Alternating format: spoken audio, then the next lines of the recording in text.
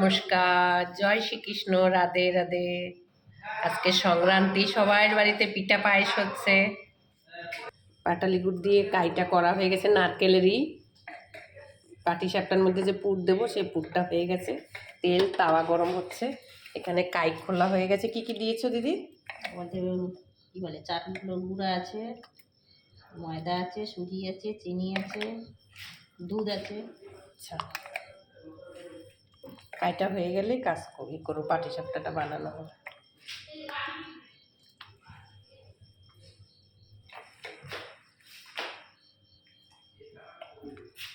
পুরা দুধের মধ্যে কাইটা গলানো হয়েছে।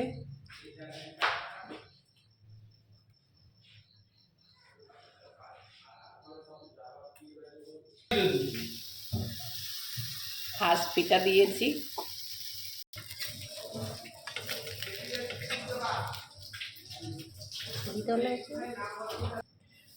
আপনাদের আশীর্বাদে পিঠা উঠেছে, যাই হোক মোটামুটি করতেছি, এখনো কাই আছে, এগুলা হয়ে গেছে, দেখা যাক কতটা কি।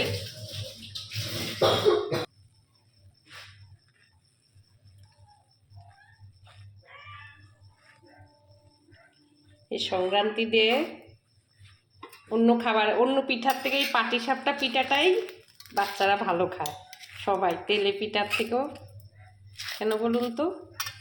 এটা তেল কম, সব দিকে সুবিধা।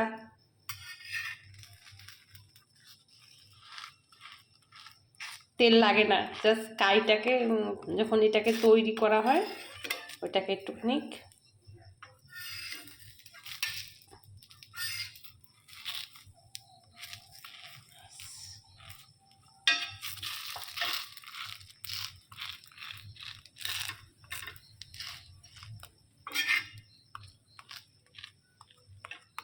হয়ে গেছে, নামিয়ে দিচ্ছি। কোন পিঠা কার কেরম লাগে জানি না, এই পাটিসাপটা পিঠা সবচেয়ে, পৃথিবীর সবার মনে হয় পাটিসাপটা পিঠা খেতেই বেশি ভালো লাগে। এটাই একমাত্র সুস্বাদু খাবার, অন্য খাবারের তেলের পিঠার থেকেও। পাটিসাপটার জায়গাতে অন্য কোনো পিঠা কল্পনা হয়ই না সবার ক্ষেত্রে।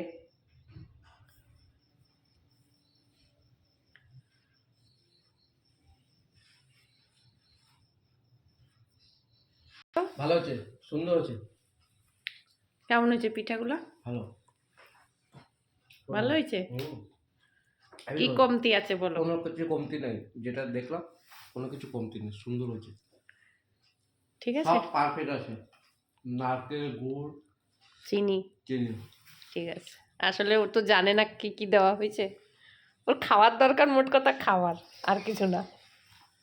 ঠিক আছে, রাখি, সবাই ভালো থাকবেন। তো ভিডিওটা এখানে শেষ করছি, ভাইরা বোনরা সবাই ভালো থাকবেন, রাখি, নমস্কার।